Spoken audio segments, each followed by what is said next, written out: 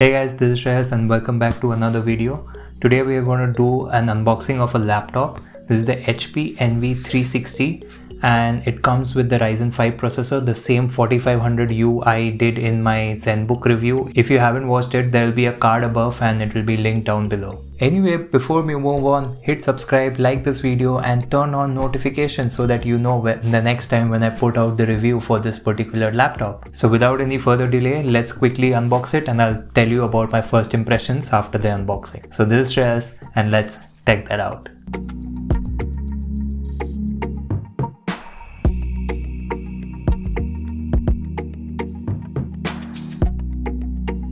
So it comes in this regular laptop box. Let's just quickly open it. There is no sleeve, unfortunately, as I expected and saw in the ZenBook 14. So anyway, coming here we get the usual charging adapter. One interesting thing we get with the laptop itself is this particular pen. I'll talk about it more after I unbox the whole thing. The laptop itself. Oh, also we get some warranty information and a setup guide. So obviously we won't be using that. So let's just keep it to the side and get back to it. Okay, so as I showed, you get this particular charging adapter combo, but unfortunately this comes with a regular barrel plug. This laptop does support USB-C charging, but still in the box it comes with a barrel plug, which I feel was an unnecessary port. Also, this is a 65 watt charger, as you can see over here. So it's pretty much fast charging and equivalent to the one on the ZenBook 13 I reviewed about a month back. By the way, this laptop and other alternatives will be linked in the description, so you can check out those particular products from there. Next, let's come to this pen. I feel it's an interesting element to this. Let's see what all come in the box. Okay. So we are greeted with a USB-C to C cable. I guess this recharges in that case. And alright, so some manual. Yeah, long instructions. I don't think we need that right now. Let's keep that to the side as well. And have a look at this particular pen. This pen is pretty thick. This is something unique.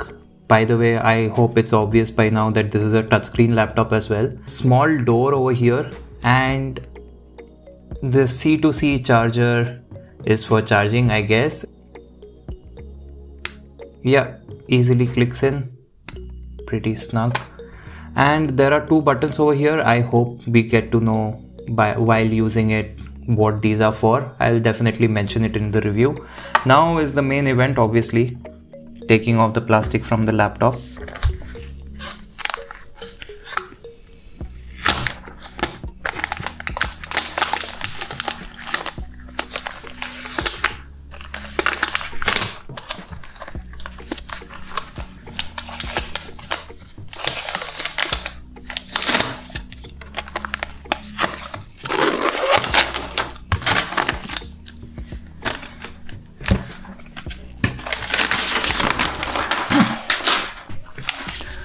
Alright, so this comes in a very nice matte metallic black color with the chrome accents on the HP logo. I really like this particular color combination. Let's have a physical overview first. There's this very unique type of USB-A port. It opens up while you insert. There's a micro SD slot. This is the barrel connector for the charging brick. On the back, I like this particular detail. I wish it was on both the hinges, by the way, the NV logo. And I believe this is one of the air vents for the cooling. Next, over here also we have the headphone jack. Thankfully this comes with one, unlike the ZenBook 14 I reviewed. And this is another USB-A port. No HDMI port, by the way, but this USB-C port over here has a charging logo. This does charge. I'm not sure about the speed. I will mention it in my final review, but this should have a 4K output as well. So that's about it. Rest, let's look at this. Over here we have the vents. It's pretty much open over here. I think these two are the speaker grills. We'll check them out pretty soon. So anyway, I really like the texture of this.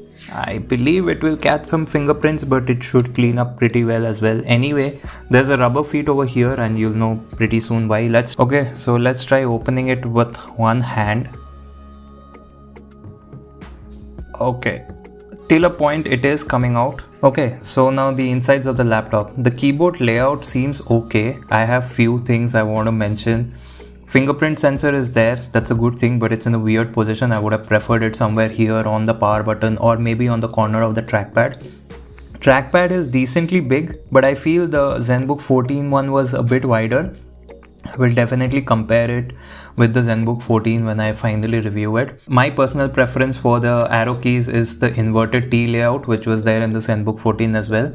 Rest all seems pretty fine. The text and the key size is pretty good, and the travel is okay. It's a bit mushy. Deck flex is hardly there, pretty solid. So that way it's great. Body is completely metallic, so that's something nice, and it's pretty much light. I feel the weight is almost identical to the ZenBook 14. Yeah, I really like the texture and the feel of the laptop. Full metallic body again, and I really like it. The hinges of metal as well. I believe both the grills could have been open. I don't know why it isn't. Maybe if I tear down and go inside, I'll get to know why it is so.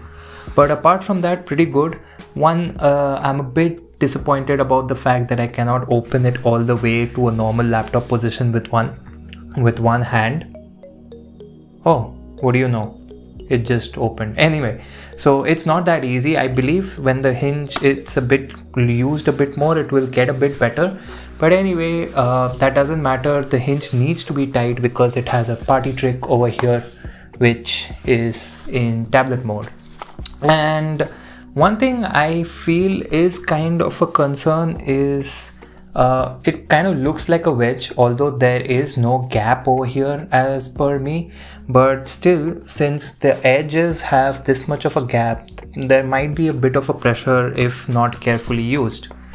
Another thing, this is my first time using a touchscreen Windows laptop. I'm not sure about its complete applications, but for people who already know it, it might be a great thing, because I know people who definitely want a touchscreen laptop only. The next thing is that yes, this laptop does charge with the USB-C port. I tried the ZenBook 14 charger. It was working. Charging speeds will be covered in my full review. Next thing is the keyboard. The keyboard is very much silent compared to the ZenBook 14, and it's a bit mushy comparatively as well. These are personal preferences, so I can't comment. So is the inverted T layout, which I do not like. But boot times and logging in is a breeze. I just press the power button. Let's do a quick test of that. So yeah, we're greeted with the HP logo and we are in. And I'm in. So another thing is that this has 2 levels of brightness for the backlit keyboard, so that's something you should keep in mind. Not a big problem, just that the ZenBook 14 had 3 levels. Now another thing you get is this really good quality pen. It's made of plastic overall, but I like it. But the good part is that it's USB-C rechargeable, and you get a USB-C to C cable as you saw in the unboxing.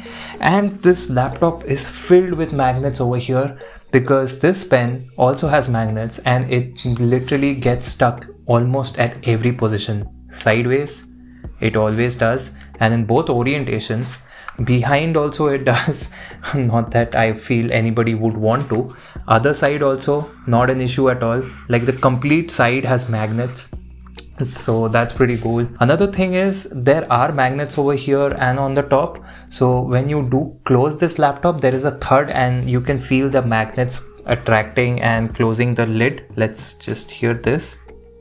It gradually happens because of the hinge weight. It's pretty smooth. And yeah, as you can see, as I mentioned, fingerprints do attract. Although this is a very nice finish. It'll be a bit tough to keep this clean maybe, but I love the chrome accent with this particular texture on the laptop. Pretty light. On the box it says exactly the 1.2 kgs that it mentioned as the ZenBook 14. I cannot measure it. I don't have a measuring device, but I can say it's pretty light. Okay, screen brightness is again one thing that it's 250 nits only, so for outdoor use it might get tough. Also, as you can see, it's a fully glossy screen, which is kind of understandable, but if you use it as a touchscreen as well, you will attract fingerprints over there. But you do get the pen, so that's something that might come in handy, and it sticks even at the side of the laptop. More to come in my complete review. There is a software baked into the laptop by HP for the pen. You can customize these for the functionality, but I believe the functionality is universal and not app basis, which would have been another level. Overall, I love the screen quality. It looks better because it's glossy. It's an IPS panel. The problem might be in the 250 nit brightness, which I mentioned. Another thing is obviously being glossy. It attracts fingerprints, so be careful. Use the pen preferably as much as possible, and storing the pen might be a problem when you slip it into a bag, but while using the laptop, I believe pen storage won't be an issue thanks to the magnets on it. Another thing that was in the spec sheet and also which I felt myself is that the screen is made of glass and not any plastic. So I believe that is because you have a pen interface. I'm very sure in the ZenBook 14 it wasn't so, it was made of plastic only, but this one comes with glass and that's a big plus. Also, just for a comparison, here is how thin it is. So yeah, that's about it for my final impressions. Whatever questions you have regarding this laptop or in comparison with the ZenBook 14, let me know in the comment section below. I'll be happy to answer them in my review.